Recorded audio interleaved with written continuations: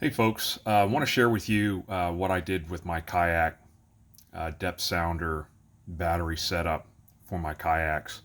Um, for a number of years, I've been running these sealed lead acid batteries like this Mighty Max. It's a 5 amp hour.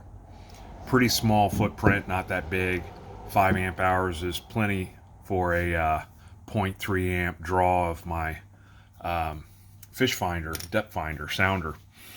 But um, there have been a lot of battery questions, and typically they're either for depth finder, bilge pump maybe, or trolling motor.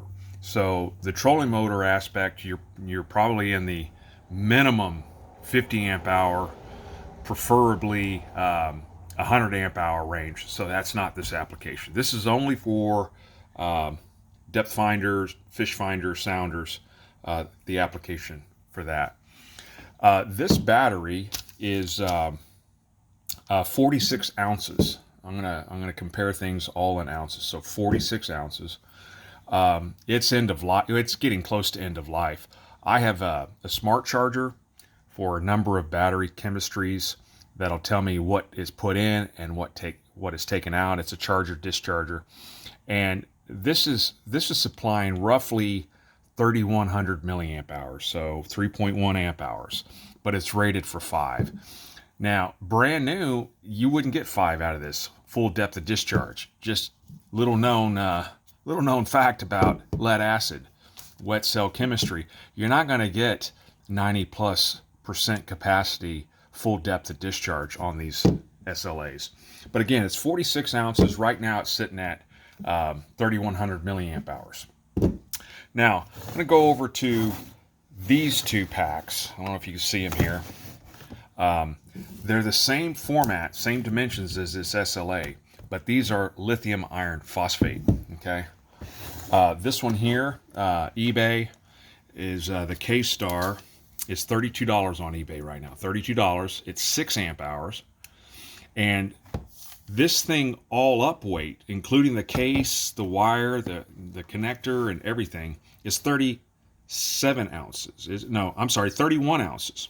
31 ounces versus 46 ounces. In addition to this, I get practically all 6 amp hours of capacity when I do a battery test on this. So that's the beauty of lithium iron phosphate.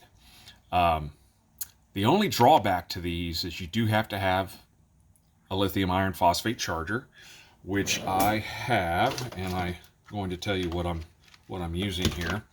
And you don't want to operate these in freezing temperatures. So for you ice fishermen up north and stuff, beware of that. Freezing temperature is no good. This is the simple wall wart style charger, and with Sermo's power pole connector, because I like using these to adapt different type of connectors. I've got a pigtail to charge, so I just hook it up, and it does both lead acid and lead acid and lithium iron phosphate. You see that? And that is, by the way, it's on Amazon now for $22. This charger, $22. So again, this guy on eBay, $32. You get all 6 amp hours, and it's only 37 ounces, again, compared to the 46 ounces here. Now, here's an 8 amp hour. I did buy this from eBay. Guy was selling it used, but it was unused. I can't find this brand anymore. This is an 8 amp hour, and its all up weight is 37 ounces, so 6 more ounces than this 6 amp hour. Finally, these cases, these are called Lock and Lock. They're made in Taiwan. You can get them on Amazon, but you have to buy a set of them, so it's not as cost effective.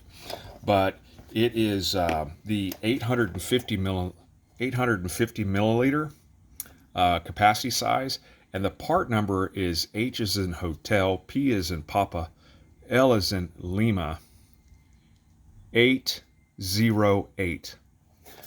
It fits perfectly. Drilled a hole, use a rubber grommet for a tight water seal fit, and then just, wire and terminal connectors of your choice. It snaps in. There's an O-ring around the lid. Super lightweight, very compact. So really, even to build this one, and you're buying the charger, you're buying, oh, and these connectors, I'm sorry, these are Yetor, Y-E-T-O-R, Yetor waterproof 2-wire connectors. There's 5 pairs in Amazon for $15. But this is personal preference. You may use a different connector. But what I like about them is that O-ring.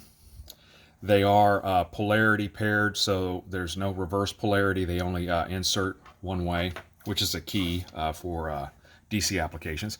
But anyway, all up for this pack, $81, but that includes the charger, okay? 5 pairs of these. Also, I said in their wire and terminal connectors, probably this stuff in here, the wire and the terminal connectors, just throwing $8 there. All of that totals $80, okay?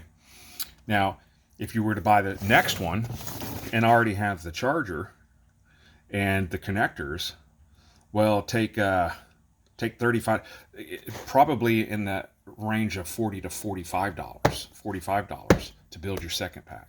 $45. So that's just a key aspect. Just want to show you too how I came up with the amp hour rating. Okay, here I'm doing a bench test of a newly rebuilt pack. These are custom packs for this cooler that actually has a mixer built into it called the Coolest Cooler. Someone was tossing it out because these batteries are bad. Those are the old 18650 cells out of this pack, completely dead. And I'm putting these LG MH1 cells in that are 3200 milliamp hour. These were originally 2200 milliamp hour. But this is the discharger that I'm using, and I'm applying a constant current of 1.8 amps to draw out of the pack, and it's measuring the milliamp hours that's taken out here. This seems to do better than my Triton as far as capacity checks, but again, my Triton can charge the battery up and down and measure the capacity. Anyhow, just food for thought, guys. You know, you really don't need a lot of toolage for making the pack I explained earlier. A drill to drill a hole, you know, wire stripper and crimper for your terminal connections, the grommet. Really, that's about it. You do need that charger.